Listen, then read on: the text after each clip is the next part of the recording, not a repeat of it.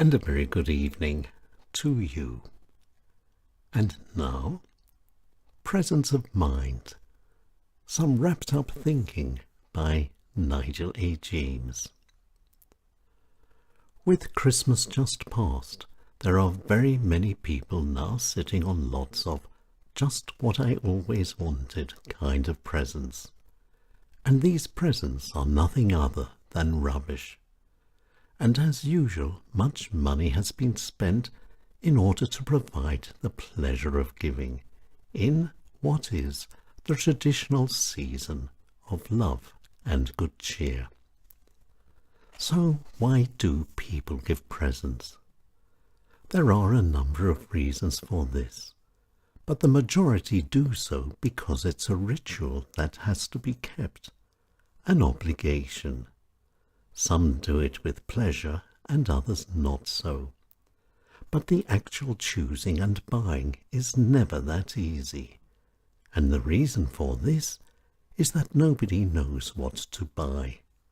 Nobody knows what other people really want, and deciding what to give those who are closest is the hardest of all. Of course, presents for kids are the easiest. Toys, and more toys, and more toys. The more that you give them, the happier they are.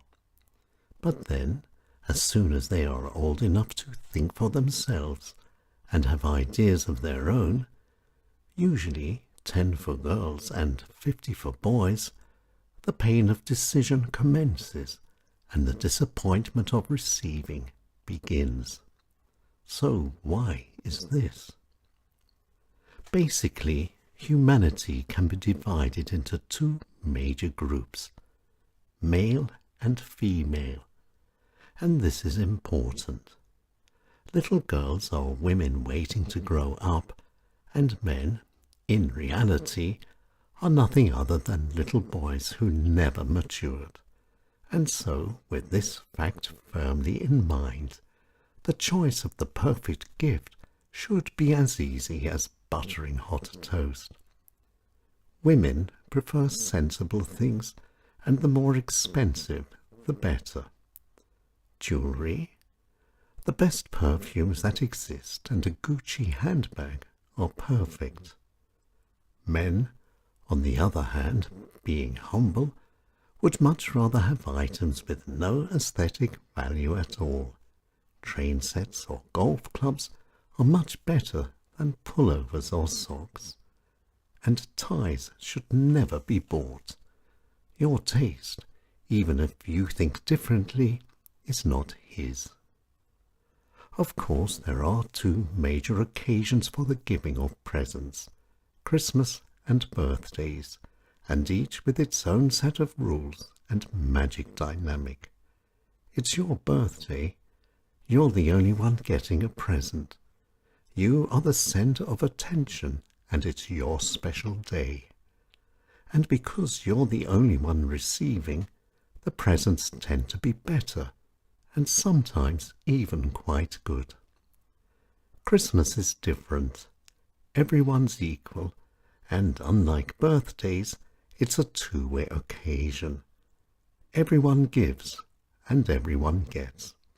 But who gets what is a matter of tradition as well. The best and most expensive presents are for very close family. Good friends are next on the list with vouchers, and last but not least are colleagues or classmates who have to make do with very cheap chocolate or unwanted bottles of wine. But is the real joy of presents just in the giving? A lot of people believe this. But of course this is a chicken and egg situation. If everyone gives and no one receives, then there would be no presents at all. Presents involve both giving and taking, and I, for one, take a great deal of pleasure in unwrapping surprises. Real presents are mysteries, and the more thinking, the better. And things that are actually wanted are the best gifts of all. So let's look forward to next year's shopping. More thinking is all that is needed. Don't give rubbish and don't make it last minute. Keep your eyes and ears open. The ideas will come on their own.